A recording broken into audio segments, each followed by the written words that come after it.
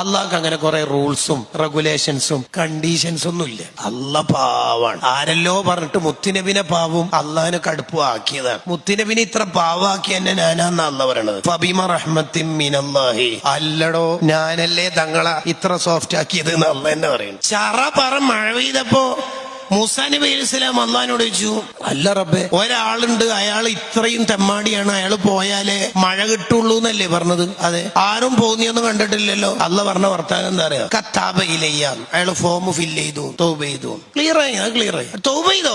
ആ തൗബ ചെയ്തു. അപ്പൊ മൂസാ നബി എന്താ പിന്നെ അയാളാണല്ലോ ഇപ്പൊ ഏറ്റവും ടോപ്പ്.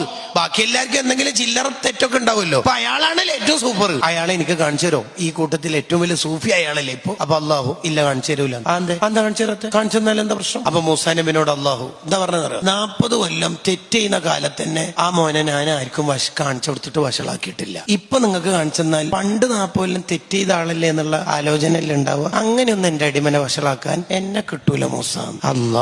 ഈ അള്ളാഹിനോട് നമുക്ക് തെറ്റ് ചെയ്യണമെന്നുണ്ടെങ്കിൽ എങ്ങനെ നമ്മ ചെയ്യാം?